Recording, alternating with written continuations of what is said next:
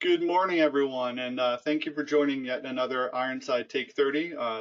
This week, again, today we're focused on BI, and the topic today is Power BI Dataflows. So, in terms of an agenda, Michael Vollmer is going to walk through an overview of what Dataflows are, walk through the process of creating a data flow, how to connect that data flow that you've created to Power BI, and then a discussion about the Microsoft Common Data Model. Finally, some Q&A. And certainly as we go through, feel free to submit questions and we will answer them as we see them. So just a little bit of information about upcoming events. So today's session is, again, Power BI Dataflows. Future sessions, still working on the timing, are Cognos Analytics and AWS. So how to integrate the two of those. There are several ways to do that. And then we're also going to have a preview with IBM offering management of Cognos Analytics 11.1.7. The Take30 one-to-ones are still available. You can find a link to how to set up an appointment on our Strategies for Success page. You should have received the Take30 survey if you've attended previous sessions. And just a note that our structure, the format of these will be changing, but continuing through all of 2020. There'll be 2 BI topics per month and 1 data science and 1 data engineering topic per month on Thursdays. Tuesdays, we're going to reserve for industry client, partner, and solution area perspectives. All right, with that, I will turn it over to Michael. Go ahead, Michael. All right, everybody can hear me okay? All right. Good morning, everybody. Thanks for attending.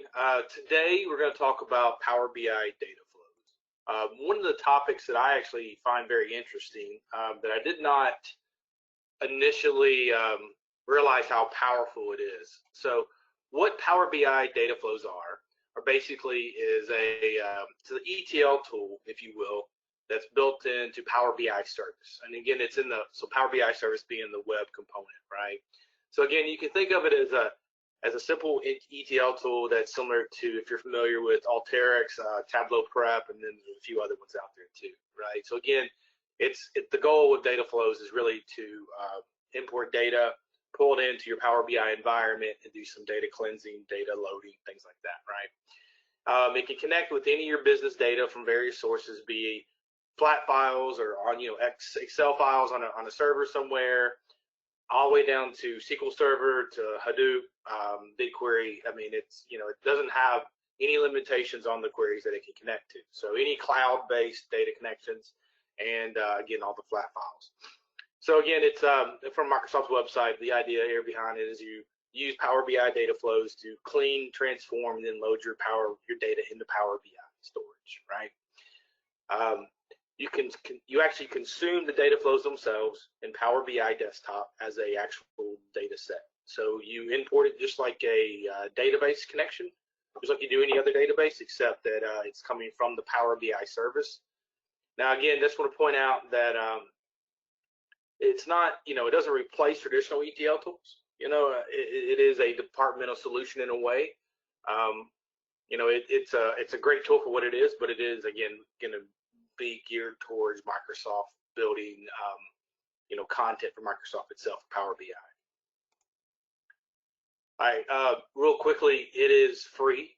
There's no separate charges for it, but you do actually have to be a Power BI Pro or Power BI, or have a Power BI Premium account. So again, that's nothing in life is really free, but again, if you more than likely already have one of these set up. So again, you're not gonna be able to test this with a free account, but simply enough, if you already have a workspace that has premium, right, with the little diamond, or if you're a pro user, you can actually just go into, just like again any other workspace, and click the create data flow option. Okay. Now it may look a little different depending on the new interface. So a couple just real highlights on the pro, what do you get with the pro versus premium? And really with premium, you're just going to get more capacity, more scheduling, more data, right? So again, you're loading data into memory for data flows. So you're loading it into the Power BI Microsoft storage space. So really, again, you're going to go from like 10 gigabytes for a Pro to over 1,000 terabytes. So big difference, obviously using the Pro, but versus Premium. But again, most of it is the same. So if you have Pro, you can easily get started with it. Some of the more advanced features like computed entities, things like that are probably not that relevant unless you're doing some heavy transformation, right? All right. A couple things here to know is, again, the data is loaded through a Dataflow in the Power BI service, and it's loaded into memory. Okay, so again, you're pulling data from Excel files or whatever it may be, and it's actually storing it into what we call an entity, right? And it's storing that into RAM on the Power BI, or in the memory on the Power BI service cloud. Okay. Each data source, again, it stores an entity. We'll talk a little bit more about that, but an entity is something like really more realistically a table. Could be, it really is a good correlation to that. So generally speaking, an entity would be something like your dimension for customers or products, or a fact table of retail sales, right? And an entity could be store 1 retail sales, store 2 retail sales, store 3, right? Those could be individual entities that you then can combine together, right? But an entity is a source of data, a single source of data. Again, it uses, like if you're familiar with Power BI Desktop and you've done any modeling, it actually uses the Power Query, but it's a web-based version of Power Query. So it does provide similar functions. Actually, it's exact same functions as we're going to see that you would see in Power BI Desktop. The difference is it's all web-based. Okay. Again, entities are imported into a data set to consume it. When you're done with it, these entities that you build, you will then go into your desktop, Power BI Desktop, and you would import these entities into your model, right, into your data set model. So again, they will act like a table, and you can take one entity. Let's say you could have a corporate ride product master dimension that's an entity in Dataflows, and consume it in multiple data sets, right? And again, your users don't know they don't have to worry about doing the acquisition of it, data cleansing, all that. They connect to a Dataflow, pull it down from Power BI Desktop, and to them it's just another table, right? And again, it's going to load into memory. Now, one thing you need to talk about real quickly is if you do want to grab resources that are local on your desktop or in your environment, let's say a local instance of SQL Server or whatever may be on premise, you have to use Data Gateway, and it has to be the standard Data Gateway, right? Not the personal. So personal data gateways are not going to work with this according to the documentation, but a standard data gateway will. Okay, so real quickly, just kind of how this works and what it look like when you create a data flow. So again, this is from the new interface here, is you'll see that you'll go into a standard workspace, right?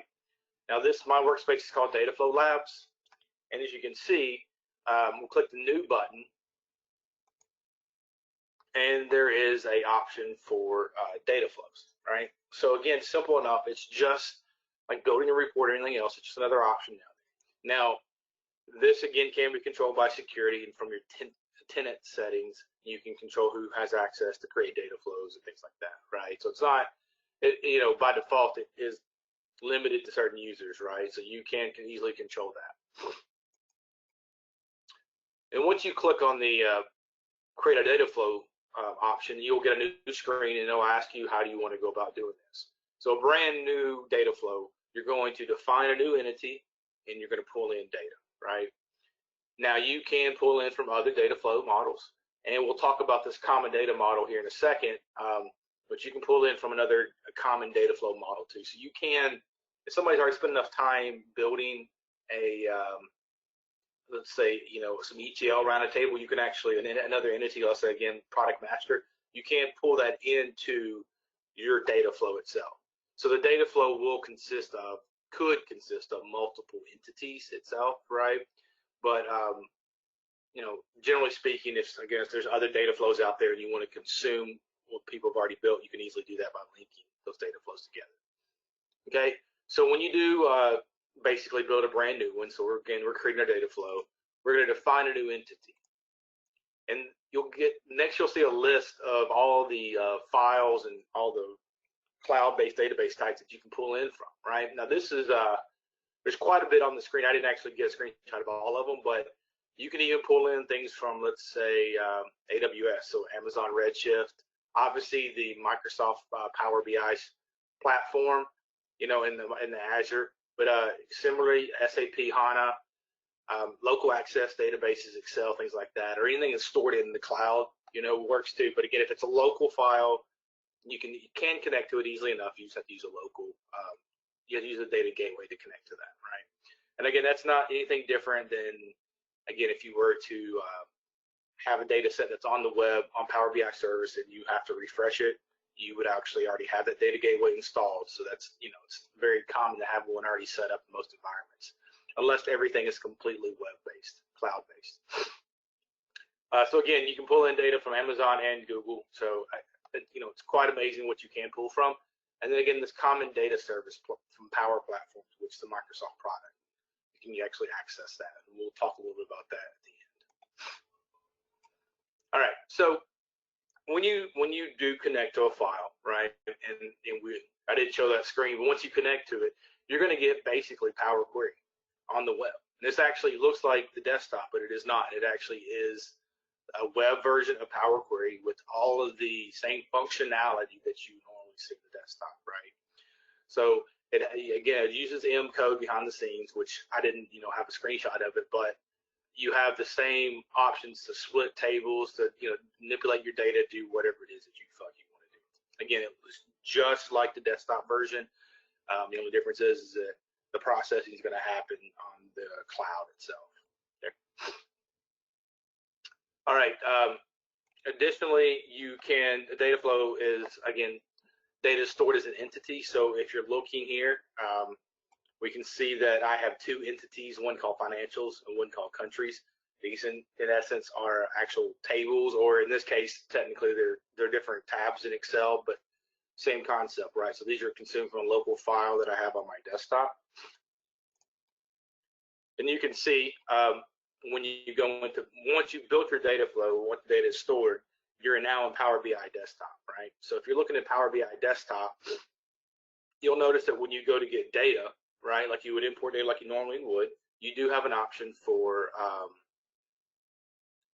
Power BI Dataflows, right?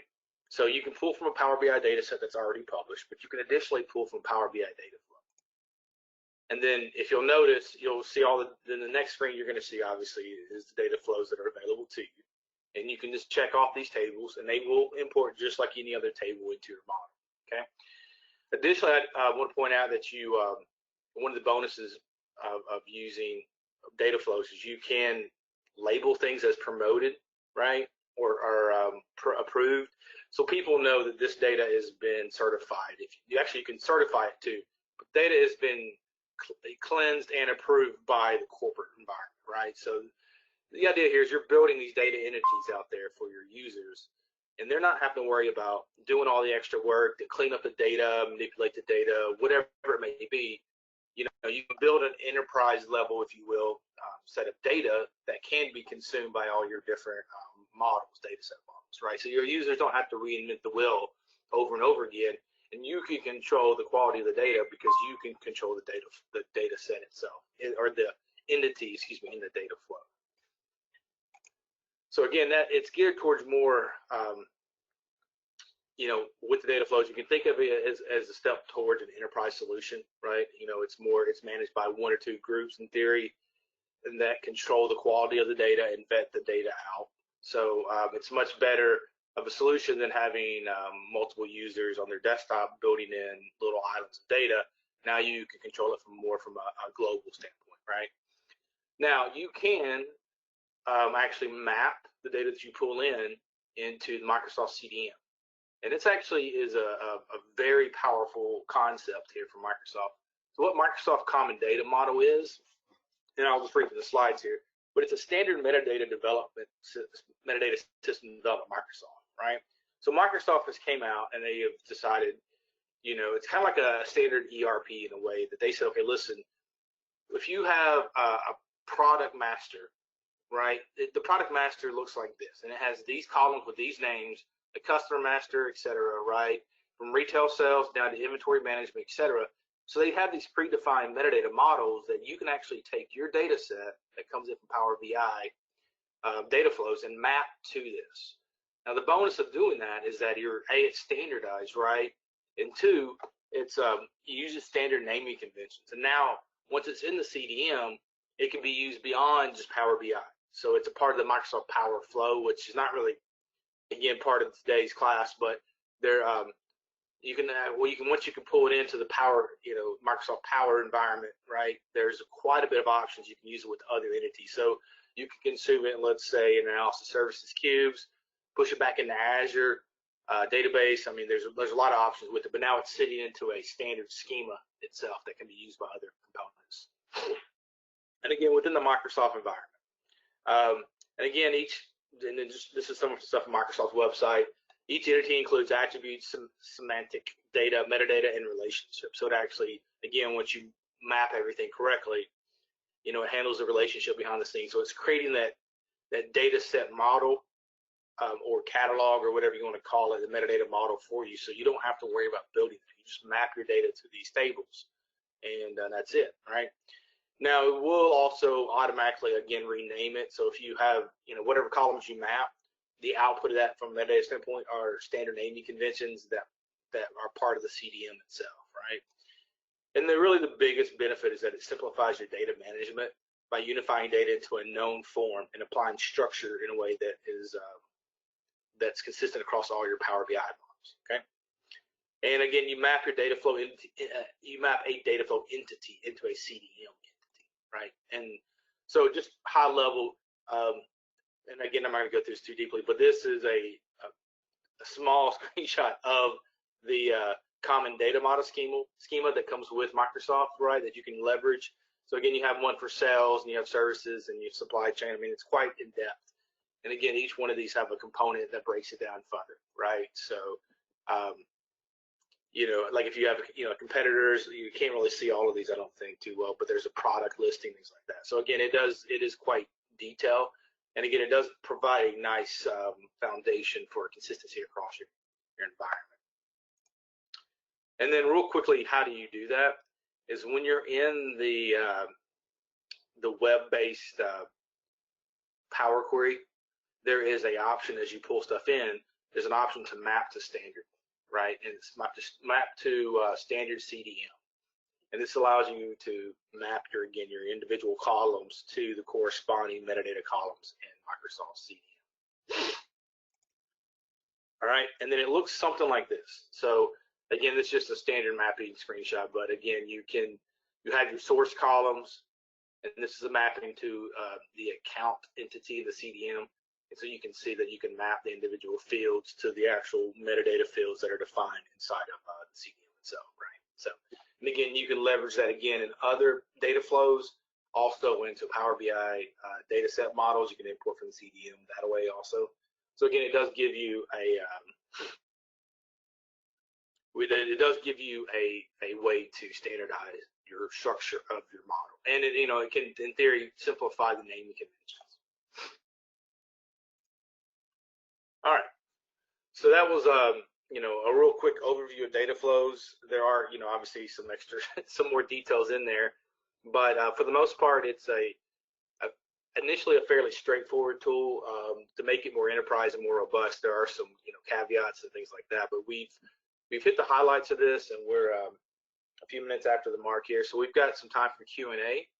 So if there are any questions, I'll be more than happy to answer those. All right, Michael. So one question.